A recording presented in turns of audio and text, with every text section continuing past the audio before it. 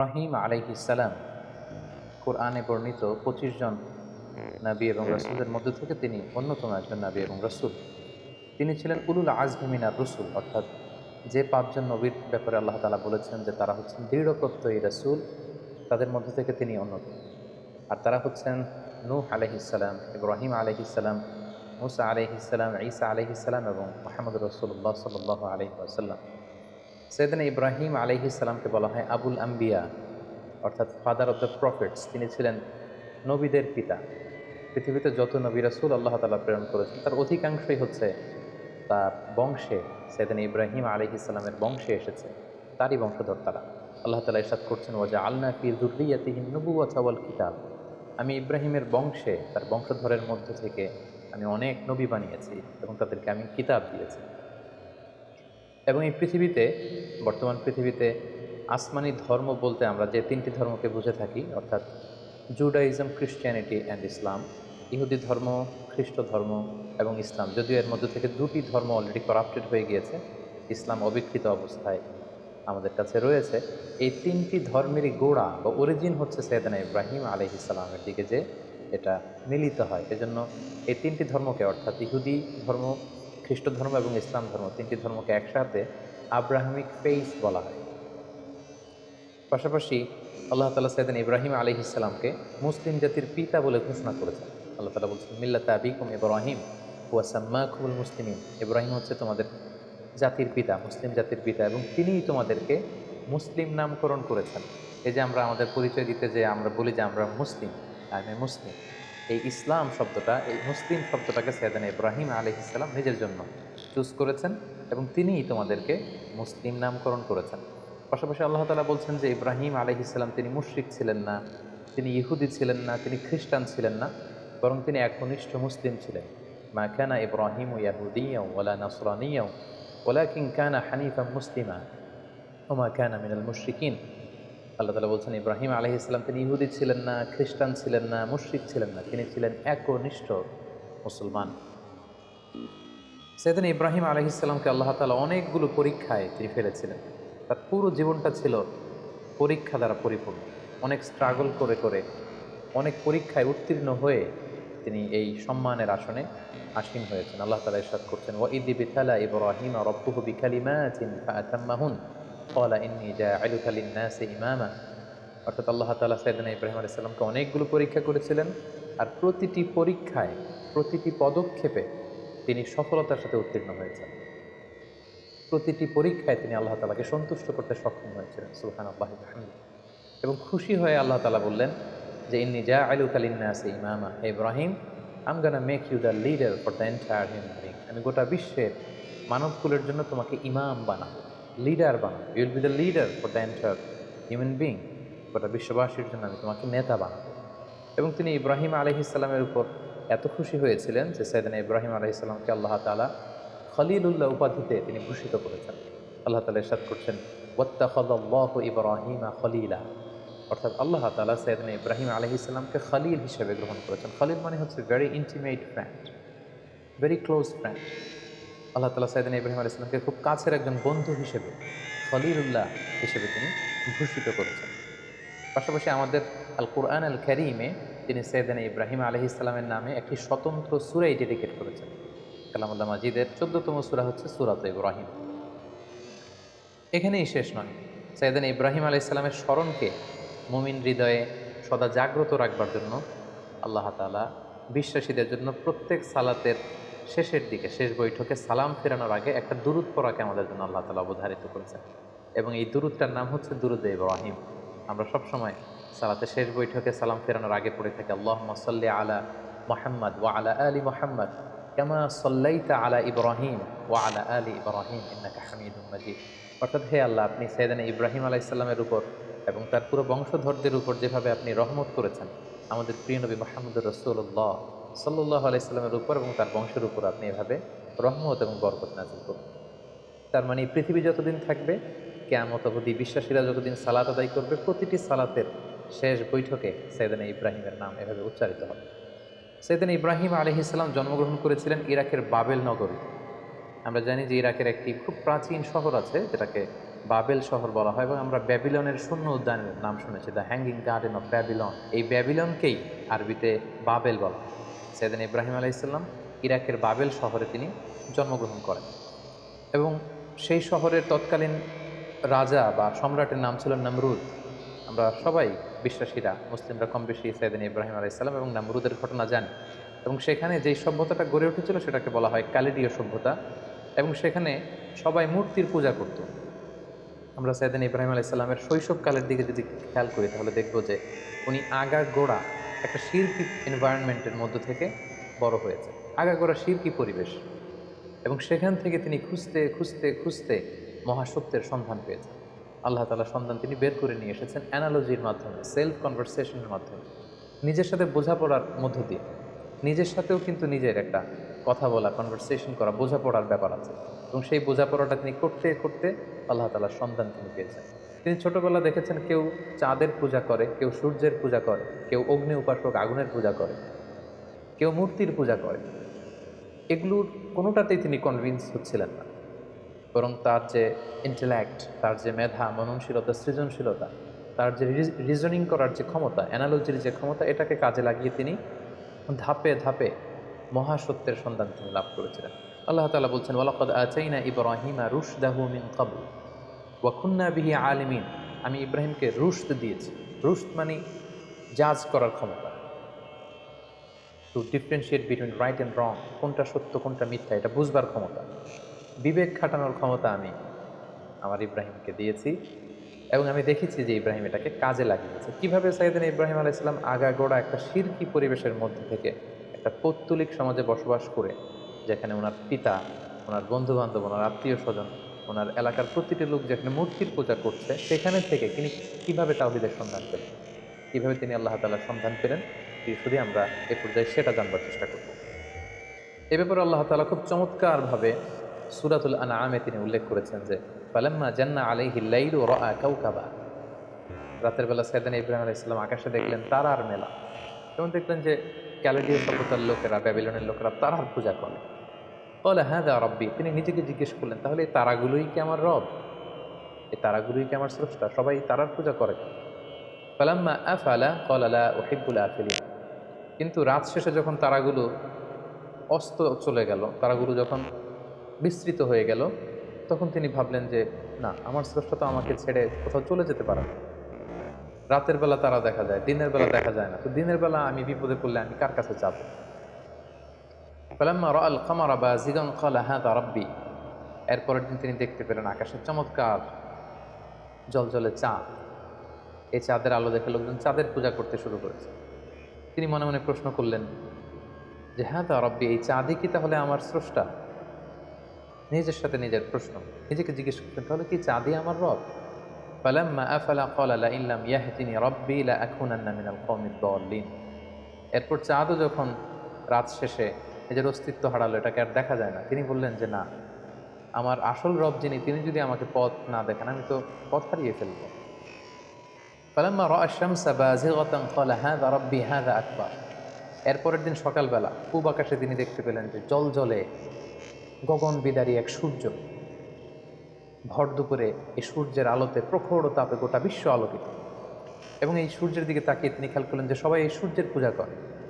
তখন তিনি বললেন হাযা আকবার, এই সূর্যটাই তো সবচেয়ে বড়, এটা তেজস্বী, প্রচণ্ড তাপ উৎপাদন এবং তাপ এবং বিকিরণ দিতে এটা সক্ষম, এটাই মনে হয়, এটা যেহেতু সবচেয়ে বড় এটাই হতে পারে আমার রব। নিজেকে নিজে প্রশ্ন করলেন। কিন্তু ফালাম্মা আফালাত ক্বালা ইয়া কওমি ইন্নী বারিউম মিম্মা তুশরিকুন। কিন্তু বিকেলবেলা পশ্চিম আকাশে সূর্যটা যখন ডুবে গেল, সূর্য যখন অস্তিত্ব হারালো, তিনি সূর্যকে আর খুঁজে পান না। তখন তিনি বললেন না, তাহলে সূর্যও তো আমার রব হতে পারে না, সূর্য আমার স্রষ্টা হতে পারে না। তখন তিনি বললেন যে না, এই চাঁদ আমার রব নয়, এ তারাগুলো আমার রব নয়, এ সূর্য আমার রব নয়, বরং নিশ্চয়ই এমন একজন মহাস্রষ্টা থাকবে, এমন একজন চিফ কন্ট্রোলার থাকবেন যিনি চাঁদ, সূর্য, তারা, এই মহাবিশ্বকে তিনি কন্ট্রোল করছেন। তাকে হয়তো আমি দেখছি না, কিন্তু একজন না একজনকে থাকতেই হবে যিনি সব কিছুকে নিয়ন্ত্রণ করছেন। তখন তিনি বললেন যে সেই মহা নিয়ন্ত্রকের দিকে আমি আমার ডাইরেকশনকে ঘোরালাম। ইন্নী ওয়াজ্জাহতু ওয়াজহিয়া লিল্লাযী ফাতারাস সামাওয়াতি ওয়াল আরদা হানিফা ওয়া মা আনা মিনাল মুশরিকিন। তিনি তখন বলিষ্ঠ কণ্ঠে, দ্ব্যর্থহীন কণ্ঠে ঘোষণা করলেন যে আমি আমার চেহারাকে, আমার ডাইরেকশনকে ওই মহাসত্তার দিকে ফেরালাম, যদিও আমি দেখছি না, কিন্তু আমার মন বলছে, আমার হৃদয় বলছে একজন মহা সত্য, একজন মহান স্রষ্টা, একজন মহান নিয়ন্ত্রণকারী এই মহাবিশ্বের একজন থাকবেন, যিনি সব কিছুকে নিয়ন্ত্রণ করেন। আমি তার দিকে ফিরলাম এবং তিনিই হচ্ছেন আমার রব। সুবহানাল্লাহ বিহামদিহি। সম্মানিত সুধী, দেখুন কিভাবে অ্যানালজির মাধ্যমে, রিজনিংয়ের মাধ্যমে নিজের সাথে নিজের বোঝাপড়ার মধ্য দিয়ে সাইয়েদনা ইব্রাহিম আলাইহিস সালাম আল্লাহ তাআলার সন্ধান তিনি পেয়ে গেলেন। সাইয়েদনা ইব্রাহিম আলাইহিস সালাম যখন আল্লাহ তাআলার সন্ধান পেয়ে গেলেন, তখন আল্লাহ তাআলা সরাসরি ইব্রাহিম আলাইহিস সালামকে প্রত্যাদেশ করলেন, ওহী করলেন এবং তার বাণী বাহক হিসেবে পৃথিবীতে সাইন করলেন। আল্লাহ তাআলা ইরশাদ করছেন, ইয ক্বালা লাহু রাব্বুহু আসলিম ক্বালা আসলামতু লিরাব্বিল আলামিন। আল্লাহ তাআলা বললেন, হে ইব্রাহিম, অনেক চেষ্টা অনুসন্ধানের মধ্য দিয়ে যেহেতু তুমি আমার সন্ধান পেয়েছো, আমি তোমাকে সারেন্ডার করার অর্ডার করছি। আসলিম, সারেন্ডার করো। সাইয়েদনা ইব্রাহিম আলাইহিস সালাম কোনো টু শব্দ না করে, কোনো আওয়াজ না করে তিনি বললেন, আসলামতু লিরাব্বিল আলামিন, আমি মহাবিশ্বের সৃষ্টিকর্তা আল্লাহ তাআলার কাছে আত্মসমর্পণ করলাম। আমার নিজের কোনো ইচ্ছা আর চলবে না। আমার আল্লাহ তাআলা আমাকে যেখানে পথ দেখান, যেটা অর্ডার করেন, যেটাই তিনি দিক নির্দেশনা দেন, আমি সেটাই করব। আমি কমপ্লিটলি সারেন্ডার করলাম। যখন আল্লাহ তাআলার কাছে সাইয়েদনা ইব্রাহিম আলাইহিস সালাম সারেন্ডার করলেন, আল্লাহ তাআলা সাইয়েদনা জিবরিল আলাইহিস সালামের মাধ্যমে ওহী পাঠাতে লাগলেন। আল্লাহ তাআলা সর্বপ্রথম সাইয়েদনা ইব্রাহিম আলাইহিস সালামকে বললেন, তুমি যেহেতু তাওহীদের সন্ধান পেয়েছো, মহাসত্যের সন্ধান পেয়েছো, আমি আল্লাহ তাআলাকে তুমি খুঁজে পেয়েছো, এই তথ্য তুমি সমাজের মধ্যে ছড়িয়ে দাও। আল্লাহ তাআলা সাইয়েদনা ইব্রাহিম আলাইহিস সালামকে বললেন, যাও, তুমি সর্বপ্রথম তোমার পিতাকে দাওয়াত দেওয়ার মধ্য দিয়ে এই তাওহীদের বাণী ছড়িয়ে দাও। সাইয়েদনা ইব্রাহিম যেহেতু পরিবার থেকেই দাওয়াতি কাজে শুরু করতে হয়, এজন্য সাইয়েদনা ইব্রাহিম আলাইহিস সালাম ওনার পিতার কাছে গেলেন। কালামুল্লাহ মাজিদে আল্লাহ তাআলা চমৎকারভাবে বলছেন, ওয়া ইয ক্বালা ইব্রাহিমু লিআবিহি আযরা আতাত্তাখিযু আসনামান আলিহা ইন্নী আরাকা ওয়া কওমাকা ফি দালালিম মুবিন। তার বাবাকে যে বললেন, বাবা, আপনি কেন এই মূর্তির পূজা করেন? নিজ হাতে ইব্রাহিম আলাইহিস সালামের পিতা আজহার চমৎকার মূর্তি বানাতে পারতেন, স্কাল্পচার বানাতে পারতেন, স্ট্যাচু বানাতে পারতেন। তিনি বললেন, বাবা, আপনি নিজ হাতে এই মূর্তিগুলোর প্যাটার্ন দিচ্ছেন, শেপ দিচ্ছেন, আপনি যেটার স্রষ্টা সেটাকে আবার আপনি স্রষ্টা বলে তার সামনে সেজদায় লুটিয়ে পড়ছেন, কেন এটা করছেন? আপনি এবং আমার জাতিগোষ্ঠীর সবাই খুব ভুল করছে বলে আমি মনে করছি, সুস্পষ্ট ভুলের মধ্যে আছেন। সেদিন ইব্রাহিম আলাইহিস সালাম খুব কোমল ভাষায়, আমরা জানি যে দাওয়াতের ভাষা হতে হয় খুবই সফট, খুবই জেন্টেল, খুবই পোলাইট। সেদিন ইব্রাহিম আলাইহিস সালাম খুবই ভদ্রতা এবং শ্রদ্ধার সাথে তিনি তার পিতাকে সম্বোধন করে বললেন, হে আমার পরম শ্রদ্ধেয় পিতা, হে আমার বাবা। ইয ক্বালা লিআবিহি ইয়া আবাতি লিমা তা'বুদু মা লা ইয়াসমা'ু ওয়া লা ইউবসিরু ওয়া লা ইউগনি আনকা শাইআ। হে বাবা, কেন এই মূর্তিগুলোর পূজা করেন যেটা চোখে দেখে না, যেটা কানে শোনে না, যেই মূর্তিগুলো আপনাদের ভালো মন্দ কিছুই করতে পারে না। ইয়া আবাতি ইন্নী ক্বাদ জাআনি মিনাল ইলমি মা লাম ইয়া'তিকা ফাত্তাবি'নি আহদিকা সিরাতান সাবিয়্যা। হে বাবা, আমি মহাসত্যের সন্ধান পেয়েছি, আপনি আমাকে অনুসরণ করুন, আমি আপনাকে সঠিক পথ দেখাবো। ইয়া আবাতি লা তা'বুদিশ শাইতানা ইন্না শাইতানা কানা লির-রাহমানি আসিয়া। হে আমার পিতা, আপনি শয়তানের অনুসরণ করবেন না, শয়তান রহমানের মানে আল্লাহ তাআলার অবাধ্য হয়েছিল। ইয়া আবাতি ইন্নী আখাফু আন ইয়ামাসসাকা আযাবুম মিনার রহমান ফাতাকুনু লিশ-শাইতানি ওয়ালিয়্যা। হে আমার পরম শ্রদ্ধেয় পিতা, হে আমার বাবা, আমি ভয় পাচ্ছি আপনারা যদি শিরকি কাজের উপর অব্যাহত থাকেন, আল্লাহ তাআলার কঠিন আযাব আপনাদের উপর আপতিত হবে, ফলে শয়তান আপনাদের অভিভাবক হয়ে যাবে, আল্লাহ তাআলার অভিভাবকত্ব আপনি হারিয়ে ফেলবেন। এভাবে খুব সফট ভাষায় তিনি তার পিতাকে দাওয়াত দিলেন। তার পিতার রেসপন্স কেমন ছিল এটা শুনে তার পিতা কি বলল? ইব্রাহিম আলাইহিস সালামের পিতা বলল, ক্বালা আরাগিবুন আনতা আন আলিহাতি ইয়া ইব্রাহিম। হে ইব্রাহিম, তুমি কি আমাদের এই মূর্তিগুলোর প্রতি, আমাদের খোদাগুলোর প্রতি অনাস্থা প্রকাশ করছো? তুমি কি বিশ্বাস করো না যেগুলো আমাদের রব? তিনি অবাক হলেন যে আমার ছেলে এইরকম রিয়েক্ট করছে কেন, এই ধরনের কথা বলছে কেন। সাইয়েদনা ইব্রাহিম আলাইহিস সালামের বাবা তখন বললেন, লা ইল্লাম তানতাহি লা আরজুমান্নাক। ইব্রাহিম, এই সমস্ত ফালতু কথা যদি তুমি বন্ধ না করো, আমি তোমাকে পাথর নিক্ষেপ করে হত্যা করব। ওয়াহজুরনি মালিয়া, আমাকে তুমি ছেড়ে দাও, আমার সাথে তোমার কোনো সম্পর্ক থাকবে না। সাইয়েদনা ইব্রাহিম আলাইহিস সালাম বললেন, খালা সালামুন আলাইক, বাবা আপনার প্রতি আল্লাহর শান্তি। সাআস্তাগফিরু লাকা রাব্বি, আমি আপনার জন্য আল্লাহ তাআলার কাছে ক্ষমা প্রার্থনা করব। ইন্নাহু কানা বি হাফিয়া, তিনি অনেক মেহেরবান। এভাবে তিনি সর্বপ্রথম তার পিতাকে তাওহীদের দাওয়াত দিলেন। এবার আল্লাহ তাআলা বললেন, যাও ইব্রাহিম, তুমি তোমার জাতিগোষ্ঠীর কাছে তাওহীদের কথা ছড়িয়ে দাও। প্রথমে বাবাকে দাওয়াত দিয়েছো, তিনি প্রত্যাখ্যান করেছে, এবার তোমার জাতিগোষ্ঠীর কাছে যাও। সম্মানিত শুধু একটু খেয়াল করবেন যে কিভাবে নিজের জাতিগোষ্ঠীর কাছে তিনি যখন সত্য তুলে ধরলেন, কিভাবে তিনি তার যুক্তি এবং বুদ্ধিমত্তার প্রয়োগ তিনি করেছেন।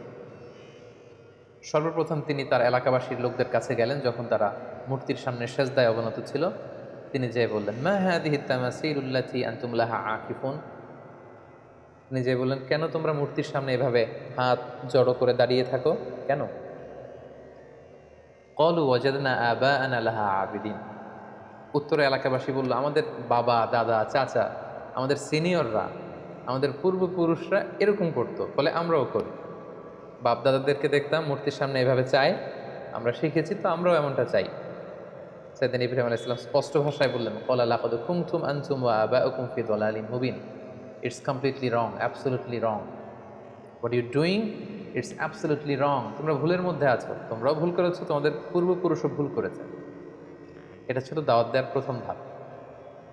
তারপর কোনো এক রাষ্ট্রীয় উৎসবের দিন, ফেস্টিভ্যালের দিন, সবাই মিলে শহরের বাইরে উৎসব করতে যাবে। সবাই বললো, ইব্রাহিম চলো, আজকে আমাদের যে সেলিব্রেশন হবে, বিগ সেলিব্রেশন, আমরা সবাই শহরের বাইরে যে এই উৎসবে ফেস্টিভ্যালে অংশগ্রহণ করবো।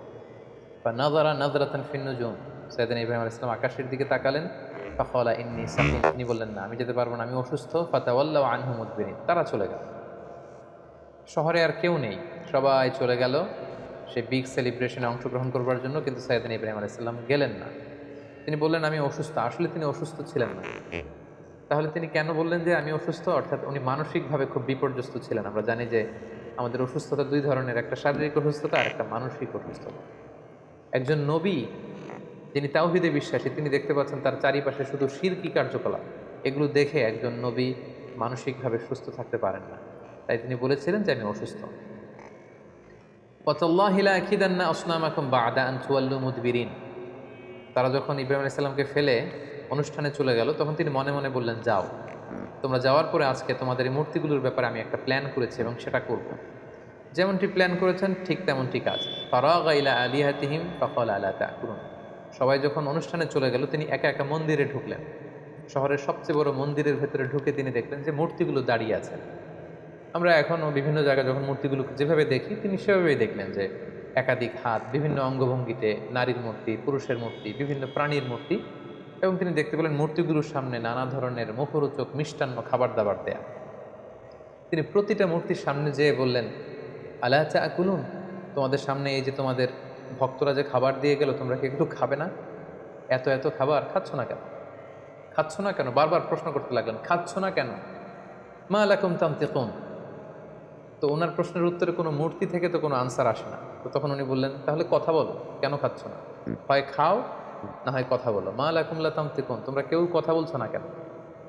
কেউই যখন কোনো আওয়াজ করছে না, ফারাগা আলাইহিম দরবাম বিল ইয়ামিন, তখন তিনি ডান হাত দিয়ে মূর্তিগুলোকে ভাঙতে আরম্ভ করলেন, আঘাত করতে আরম্ভ করলেন।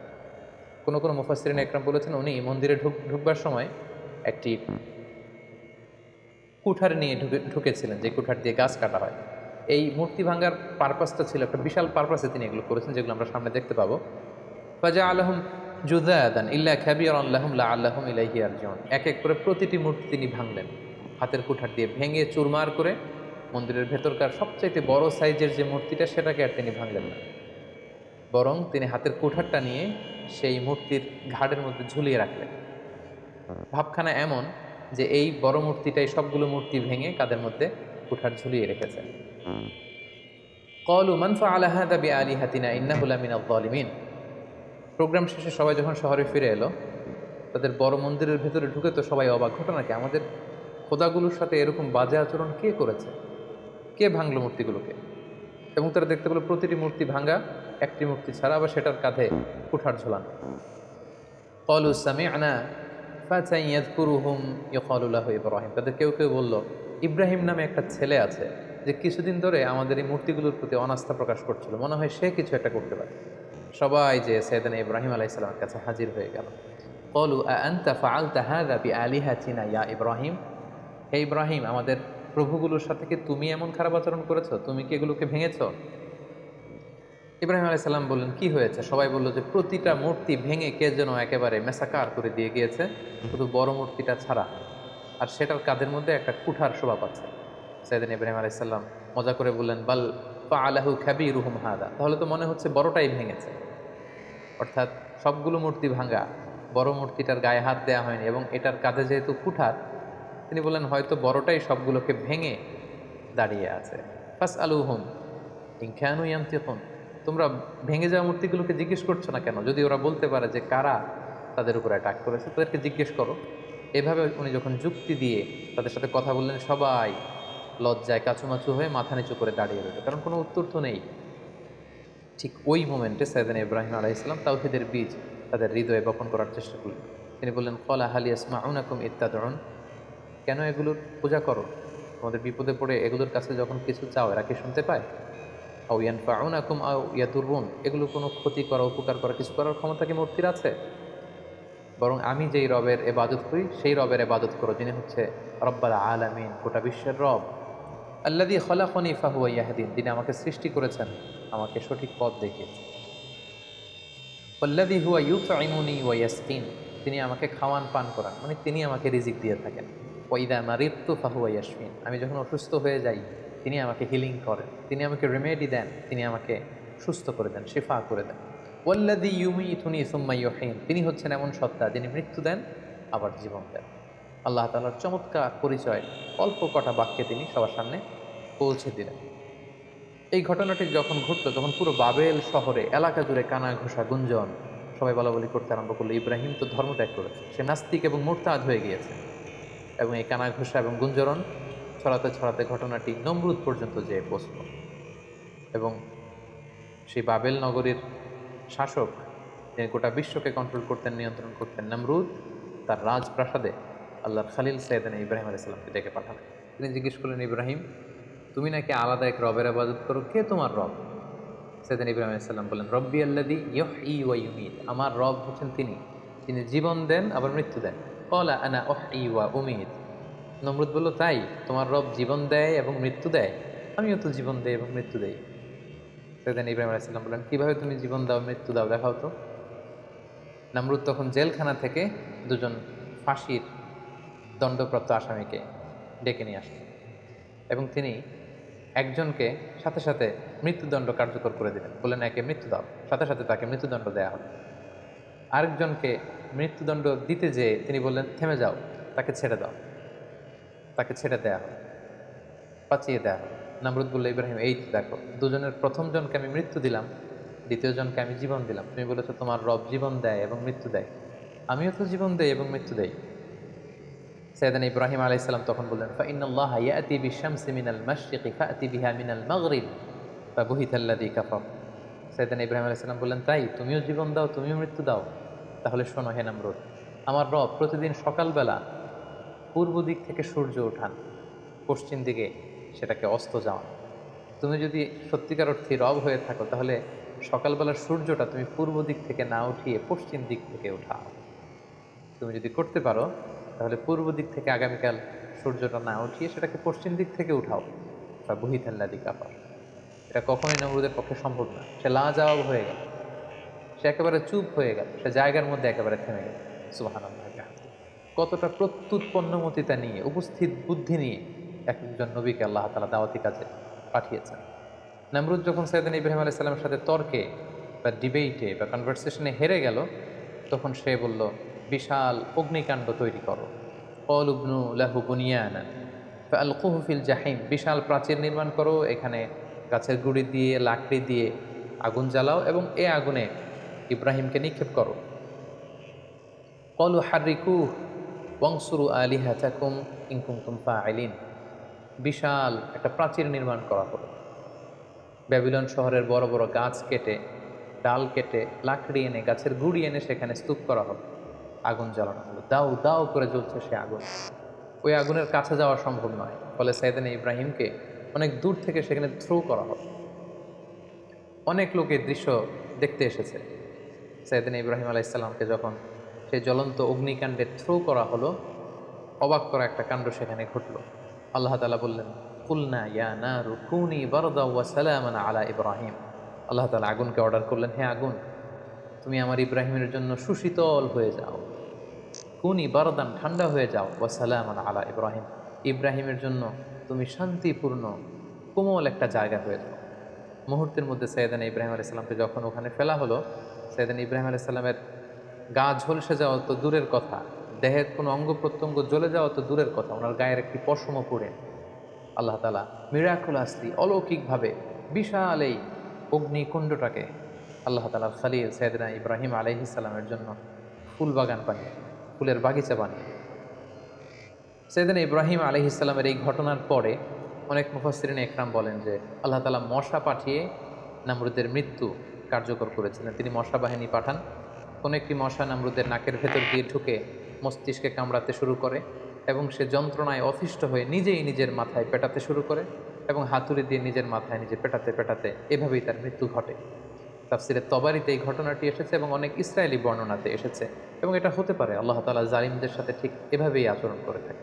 নামরুদের বিশাল সে অগ্নিকাণ্ড থেকে মুক্তি লাভের পর আল্লাহ তাআলার আদেশে সাইয়েদনা ইব্রাহিম আলাইহিস সালাম ইরাক থেকে প্যালেস্টাইনে তিনি হিজরত করলেন। ওনার সাথে ছিল ওনার স্ত্রী সারা এবং ওনার ভাতিজা লূত আলাইহিস সালাম, এবং তিনি সিরিয়ার কানাআন এলাকাতে থাকতে শুরু করলেন। বর্তমানে সেই এলাকাটিকে আল খালিল, মদিনাতুল খালিল বা হেব্রন শহর নামে এলাকাটি পরিচিত। আল্লাহ তাআলা বলছেন ফাআমানা লাহু লূত, পুরো বাবেলের জাতিগোষ্ঠীর মধ্যে শুধু লূত ওনার ভাতিজা তিনিই কেবল ঈমান এনেছিলেন সাইয়েদনা ইব্রাহিম আলাইহিস সালামের উপর। ওয়াকালা ইন্নী মুহাজিরুন ইলা রাব্বি, সাইয়েদনা ইব্রাহিম আলাইহিস সালাম বলেন আমি এলাকাতে আর থাকবো না, বরং আমি হিজরত করবো আল্লাহ তাআলার সন্তুষ্টির জন্য। তিনি চলে গেলেন প্যালেস্টাইনে। সাইয়েদনা ইব্রাহিম আলাইহিস সালাম লূত আলাইহিস সালাম এবং তার স্ত্রী সারাকে নিয়ে ওই এলাকাতে বসবাস শুরু করলেন। ইন দ্য মিন টাইম লূত আলাইহিস সালামকে নবুয়ত দিয়ে আল্লাহ তাআলা জর্ডানের সাদুম এলাকাতে পাঠিয়ে দিলেন। তিনি আর তার স্ত্রী সারা প্যালেস্টাইনে বসবাস করতে শুরু করলেন। কিন্তু দুর্ভিক্ষের কারণে তিনি ফিলিস্তিনেও খুব বেশি সময় থাকতে পারলেন না। তার মানে ওনার মাইগ্রেশন শুরু হলো, হিজরত। ইরাকের বাবেল থেকে হিজরত করে উনি চলে গেলেন ফিলিস্তিনে। এবার ফিলিস্তিনে যেহেতু দুর্ভিক্ষ, সেখানে যেহেতু খাদ্যের অভাব, তিনি খাদ্য সংগ্রহের জন্য ওনার স্ত্রী সারাকে নিয়ে মিশরে চলে গেলেন। সেখানে একটি চমৎকার ঘটনা ঘটেছে যেটি সহিহ বুখারীতে এসেছে। মিশরের তৎকালীন বাদশা ছিল খুবই নারী লোলুপ একজন মদ্যপ শাসক। কোনো সুন্দরী নারীকে পেলেই তার সম্ভ্রম হানির জন্য সে বাদশা চেষ্টা করত। আর সে নারীর সাথে যদি ওই নারীর স্বামীকে পাওয়া যেত, স্বামীকে হত্যা করত। আর যদি ভাই বা বাবা থাকতো, ভাই বা বাবাকে ছেড়ে দিত। তো সে রাজার রক্ষীরা সাইয়েদনা ইব্রাহিম আলাইহিস সালামের পথ আটকালেন, জিজ্ঞেস করলেন সাথে কে? সাইয়েদনা ইব্রাহিম আলাইহিস সালাম বললেন হাযিহি উখতি, এটা আমার বোন। তো সারা জিজ্ঞেস করলো আমি তো আপনার বোন না। বোন বললেন যে, সাইয়েদনা ইব্রাহিম আলাইহিস সালাম বললেন এই ভূখণ্ডে আমি আর তুমি ছাড়া কেউ বিশ্বাসী নেই। মুমিন বা বিশ্বাসী বলতে আমি আর তুমি এই দুজন, আর বিশ্বাসীরা একে অপরের ভাই ভাই বা ভাই বোন। সেই হিসাবে আমি তোমাকে বোন বলে পরিচয় দিয়েছি। সাইয়েদনা ইব্রাহিম আলাইহিস সালাম যখন তার স্ত্রী সারাকে বোন বলে পরিচয় দিল, তখন বাদশার রক্ষীরা সাইয়েদনা ইব্রাহিম আলাইহিস সালামের কাছ থেকে সারাকে ছিনিয়ে নিয়ে বাদশার কাছ পর্যন্ত পৌঁছে দিল। এবং সারা তখন দুরাকাত নামাজ পড়ে ওযু করে দুরাকাত সালাত আদায় করে আল্লাহ তাআলার কাছে দোয়া করলেন, হে আল্লাহ, আমি আপনার উপর ঈমান এনেছি, আপনার রাসূলের উপর বিশ্বাস করেছি, আপনি আমার সতীত্ব, আপনি আমার ইজ্জতকে হেফাজত করবেন। তো সারাকে তখন পেয়ে সেই নারী লুলুপ বাদশা, সে যখন সারার দিকে অগ্রসর হচ্ছিল, আল্লাহ তাআলা এই দোয়ার বরকতে ওই বাদশাকে প্যারালাইজড করে দিলেন। তার হাত পা অবশ হয়ে গেল, সে মাটিতে দুমড়ে মুচড়ে পড়ল। তখন সে বাদশা সারাকে বলতে আরম্ভ করলো যে, হে সারা, তুমি আল্লাহর কাছে দোয়া করো, আল্লাহ যেন এই প্যারালাইজ থেকে, এই পক্ষাঘাত থেকে আমাকে তিনি বাঁচান। তোমার দোয়াতে আমি যদি বেঁচে যাই, তোমাকে তোমার স্বামীকে ছেড়ে দেব। সারা তিনি দোয়া করলেন, আল্লাহ তাআলা এই বাদশাকে সুস্থ করে দিলেন। কিন্তু বাদশাহ সুস্থ হয়ে আবারও সারার প্রতি আকৃষ্ট হয়ে আবার তার দিকে উদ্ধত্ত হলো। আবারও আল্লাহ তাআলা তাকে প্যারালাইজড করে দিলেন। সে আবার কাচুমাচু শুরু করলো, বললো সারা তুমি দোয়া করো, তা না হলে আমি বাঁচবো না। সারা দোয়া করলেন, সে বেঁচে গেল, আবার উদ্ধত হলো। এভাবে 3 বার সেই মদ্যপ নারী লুলুপ সেই বাদশাহ, মিশরের সেই সম্রাট 3 বার সাইয়্যিদাতুনা সারার সম্ভ্রমহানির চেষ্টা করেও যখন ব্যর্থ হলো, তখন তার পাইক পেয়াদাদেরকে সে ডেকে বলল, কাকে নিয়ে এসেছে আমার সামনে? এটা তো একটা ডাইনি, এটা একটা জাদুকর্ণী, একে ছেড়ে দাও, একে এর স্বামীকেও ছেড়ে দাও, আর আমার এলাকা থেকে হাজার নামে একজন দাসীকে গিফট হিসেবে দিয়ে দাও, তাড়াতাড়ি আমার ভূখণ্ড থেকে এদেরকে এক্সিট করে দাও। এরা যতদিন আমাদের এলাকায় থাকবে আমি খুব ভীতির মধ্যে থাকবো। সহিহ বুখারীতে খুব চমৎকারভাবে এই ঘটনাটি এসেছে। সাইয়্যিদাতুনা সারার দোয়ার বরকতে আল্লাহ তাআলা এই বিপদ থেকে তাকে মুক্ত করেছেন এবং মিশরীয় একজন দাসী এই বাদশাহ সাইয়েদনা ইব্রাহিম এবং সারার সাথে করে গিফট হিসেবে পাঠিয়েছেন। সাইয়েদনা ইব্রাহিম আলাইহিস সালাম সারাকে নিয়ে এবং মিশরীয় সেই দাসীকে নিয়ে চলে আসলেন আবার ফিলিস্তিনে খাদ্য সংগ্রহ করে। ঠিক এই মুহূর্তটাতে, এই সময়টাতে সাইয়েদনা ইব্রাহিম আলাইহিসসালামের বয়স ৮০-ও বেশি, কিন্তু তখনও পর্যন্ত সারার গর্ভে কোনো সন্তান আসেনি।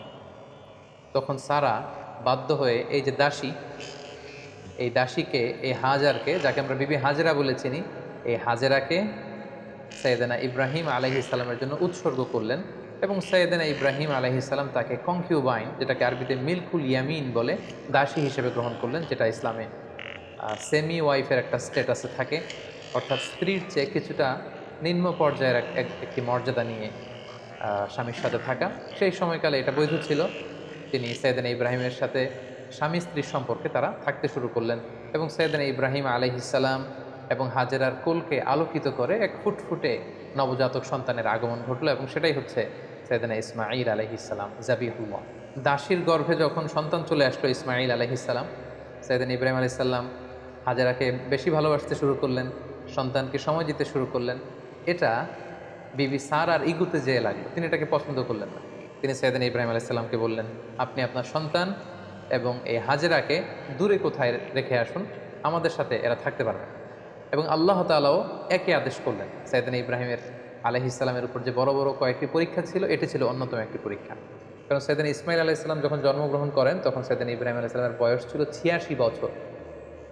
৮৬ বছর বয়সে যখন একজন বাবা নতুন ফুটফুটে নবজাতক সন্তানকে দেখতে পান, ঠিক ওই মুহূর্তটাতে নিজের সন্তানকে আল্লাহ তাআলা বললেন যে আপনি মরুভূমিতে রেখে আসুন, হাজেরাকে এবং ইসমাইলকে মরুভূমিতে রেখে আসুন। এটা আসলেই অত্যন্ত বড় ধরনের একটি পরীক্ষা ছিল সাইয়েদনা ইব্রাহিম আলাইহিসসালামের জীবনে। এবং সাইয়েদনা ইব্রাহিম আলাইহিসসালাম তাই করলেন। আল্লাহ তাআলা লোকেশন ঠিক করে দিলেন যে ফিলিস্তিন থেকে প্রায় ১২০০ কিলোমিটার দূরে মক্কার মরুভূমিতে তাদেরকে রেখে আসতে হবে। বিশাল আবার এক লম্বা সফরের জন্য তিনি রওনা হলেন।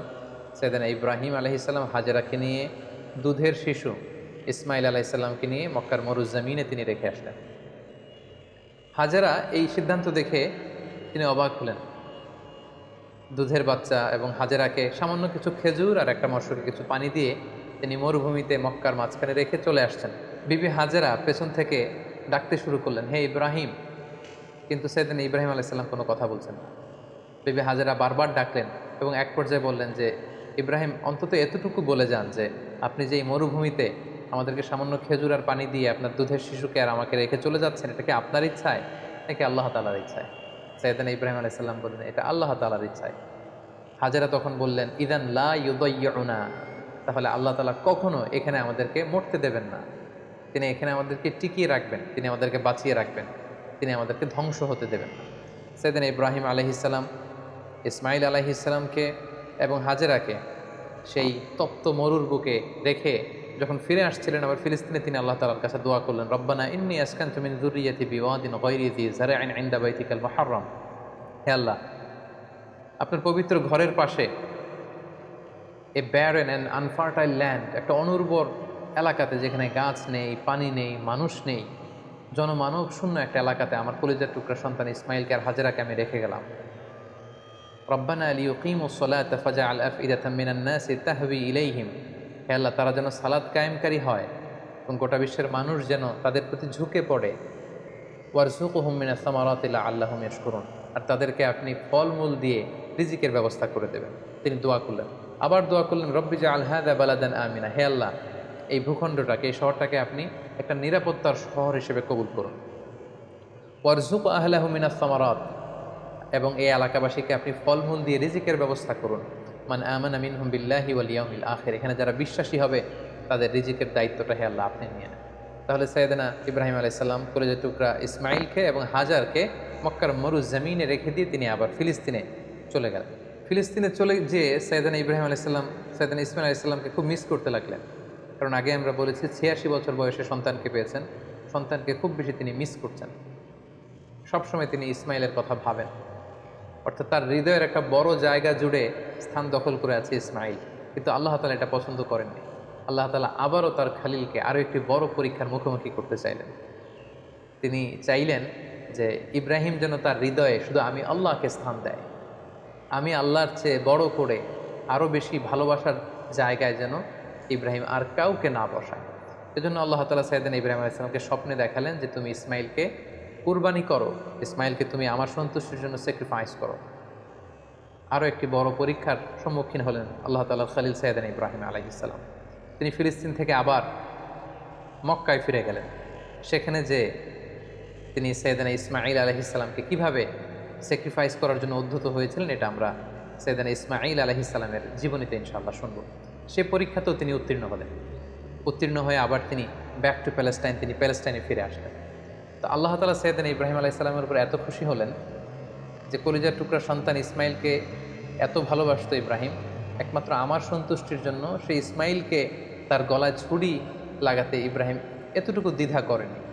সেজন্য সাইয়েদনা ইব্রাহিম আলাইহিস সালামের উপর খুশি হয়ে তিনি আরও একটি সন্তান তিনি দান করলেন, সাইয়েদনা ইব্রাহিম আলাইহিস সালামের দ্বিতীয় সন্তান, যেটা এসেছিল সারার গর্ভে। তিনি যখন ফিলিস্তিনে ফিরে আসলেন, আল্লাহ তাআলা ফেরেশতা পাঠিয়ে তৃতীয় সন্তান অর্থাৎ সাইয়েদনা ইসহাক আলাইহিস সালামের আগমনের সংবাদ তিনি ইব্রাহিম আলাইহিস সালামকে জানিয়ে দিলেন। তখন সাইয়েদনা ইব্রাহিম আলাইহিস সালামের বয়স ছিল 100 এবং সারার বয়স ছিল 90। তার মানে সাইয়েদনা ইব্রাহিম আলাইহিস সালাম দুটি সন্তানের মালিক হলেন। তার বড় সন্তানের নাম হচ্ছে ইসমাঈল আলাইহিস সালাম। তার 14 বছর পরে তিনি দ্বিতীয় সন্তানের মালিক হলেন, সেই সন্তানের নাম ছিল ইসহাক আলাইহিস সালাম। এবং তিনি আল্লাহ তাআলার কাছে শুকরিয়া করলেন। তিনি বললেন, আলহামদুলিল্লাহিল্লাযী ওয়াহাবা লি আলাল কিবারি ইসমাঈল ওয়া ইসহাক ইন্না রাব্বি লাসামিউদ দুআ। সকল প্রশংসা সে আল্লাহর কাছে, সে আল্লাহর জন্য যিনি বার্ধক্যে তিনি আমাকে দুটি সন্তান দিয়েছেন। 86 বছর বয়সে তিনি আমাকে ফুটফুটে একটা সন্তান ইসমাইল দান করেছেন। আমার বয়স যখন 100, আমি যখন আরও বৃদ্ধ, তিনি তখন আমাকে ইসহাক দান করেছেন। তিনি আল্লাহ তাআলার কাছে শুকরিয়া করলেন। তাহলে দুইজন সন্তান দুইটা গুরুত্বপূর্ণ শহরে বড় হতে লাগলো। কলিজার টুকরা প্রথম সন্তান ইসমাইল আলাইহিস সালাম বড় হতে লাগলেন মক্কায়, আর ছোট সন্তান ইসহাক আলাইহিস সালাম তিনি বড় হতে লাগলেন ফিলিস্তিনে। সাইয়েদনা ইব্রাহিম আলাইহিস সালাম দেখতে দেখতে বয়সের একেবারে শেষ পর্যায়ে তিনি চলে এসেছেন। তখন আল্লাহ তাআলা সাইয়েদনা ইব্রাহিম আলাইহিস সালামকে বললেন যে, ইব্রাহিম, এবার আরও বড় একটি কাজে তোমাকে অ্যাসাইন করব, বড় একটি মিশনে পাঠাবো। সেটা হচ্ছে আমার ঘরকে তোমার আবার পুনর্নির্মাণ করতে হবে, অর্থাৎ রিকনস্ট্রাক্টিং দ্য কাবা। কারণ আমরা জানি কাবা প্রথম নির্মাণ করেছিল ফেরেশতারা, তারপর করেছিল আদম আলাইহিস সালাম, তারপর করেছিল নূহ আলাইহিস সালাম। কিন্তু নূহ আলাইহিস সালামের মহাপ্লাবনে কাবা ধ্বংস হয়ে গিয়েছিল। সেটাকে আবার পুনর্নির্মাণের জন্য আল্লাহ তাআলা সাইয়েদনা ইব্রাহিম আলাইহিস সালামকে বললেন, আবার মাইগ্রেট করো ফ্রম প্যালেস্টাইন টু মক্কা। আমরা যদি সাইয়েদনা ইব্রাহিম আলাইহিস সালামের জীবনে দেখি, কতবার যে তিনি মক্কা থেকে ফিলিস্তিনে এসেছেন, আবার ফিলিস্তিন থেকে 1200 কিলোমিটার পথ পাড়ি দিয়ে তিনি মক্কায় গিয়েছেন, তার কোনো ইয়ত্তা নেই। তিনি কাবা নির্মাণের জন্য গেলেন এবং সন্তান ইসমাইলকে নিয়ে কাবা নির্মাণ করলেন। আল্লাহ তাআলা বলেন, ওয়াইদ বাওয়ানা লি ইব্রাহিমা মাকানাল বাইত।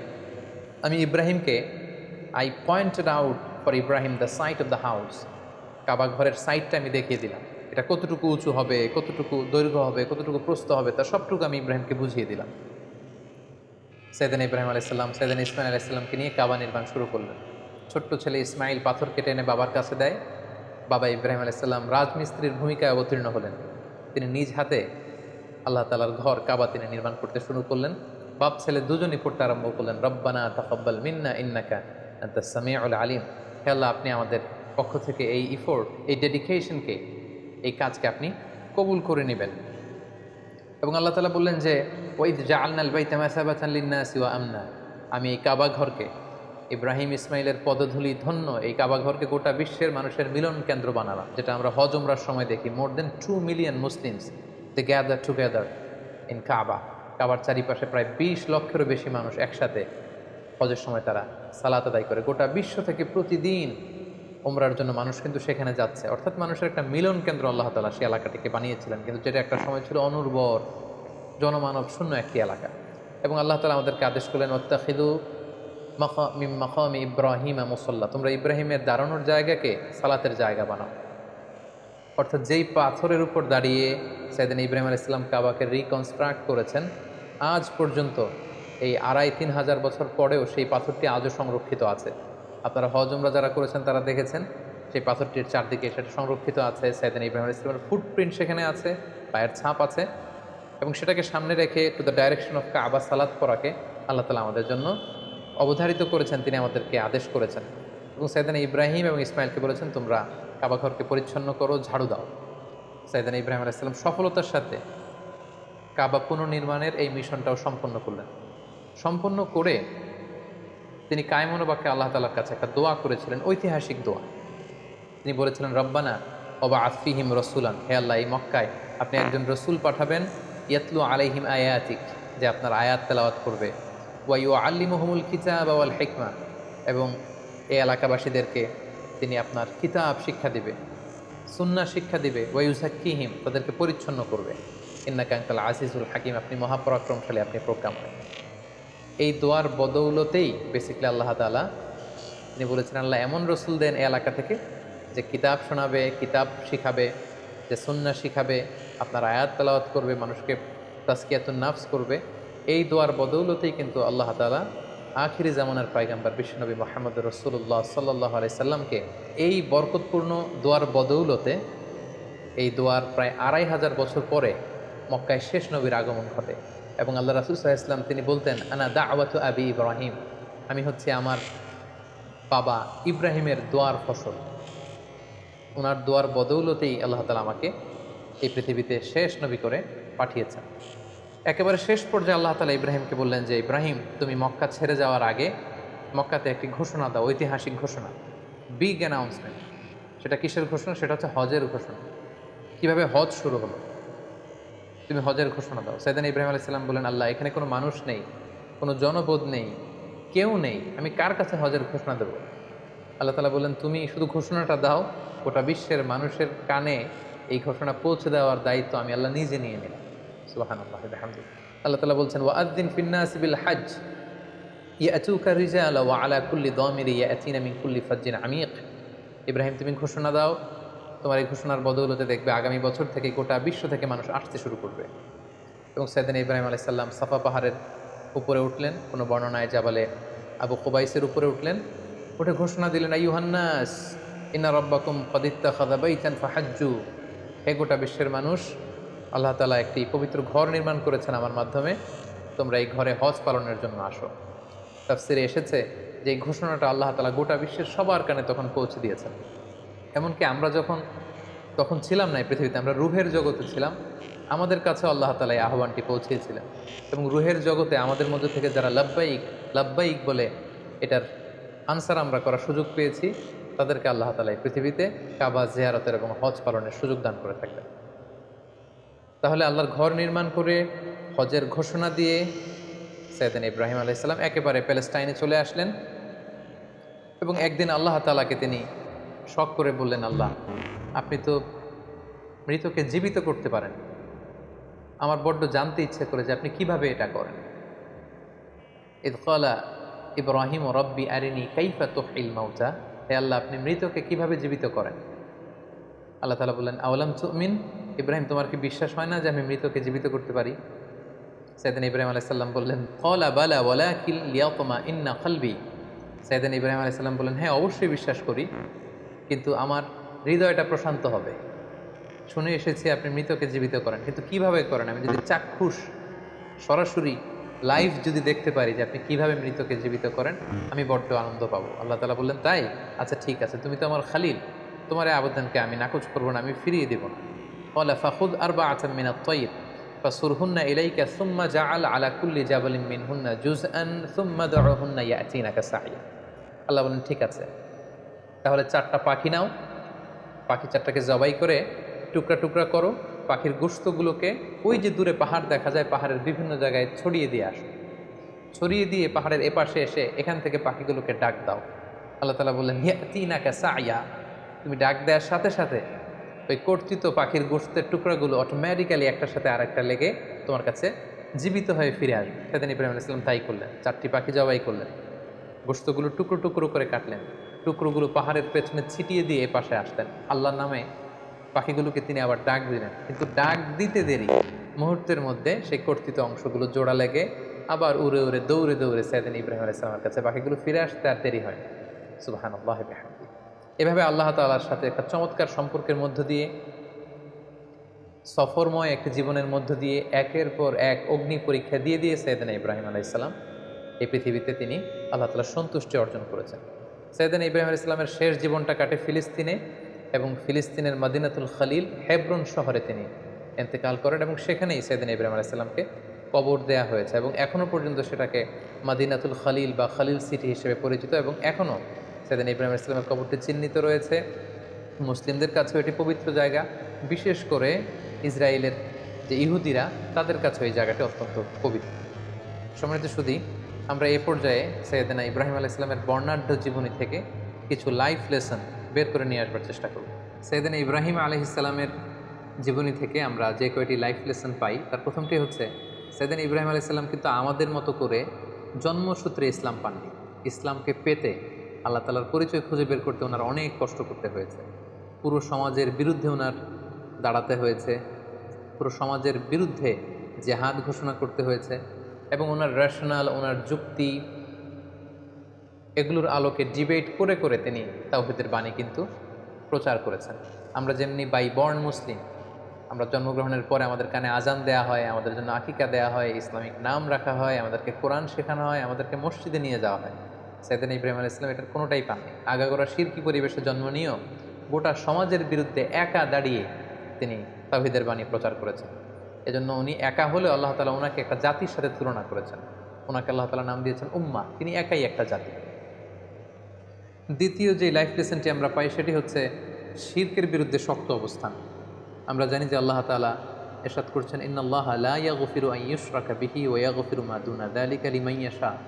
আল্লাহ তাআলা সব গুনাহ ক্ষমা করলেও শিরকের গুনাহ কিন্তু তিনি ক্ষমা করবেন না।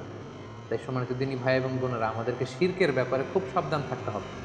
আল্লাহ রাসূল সাল্লাল্লাহু আলাইহি ওয়াসাল্লাম বলেছেন, পিঁপড়া যেমনি গুটি গুটি পায়ে হাঁটতে থাকে টের পাওয়া যায় না, তেমনি শিরকও গুটি গুটি পায়ে এমনভাবে আমাদের দেহের ভেতরে ঢুকে আমাদের ইমানকে ড্যামেজ করে দিবে, আমাদের চিন্তা চেতনায় ঢুকে এমনভাবে আমাদের ইমানকে নষ্ট করে দিবে, আমরা টেরও পাবো না।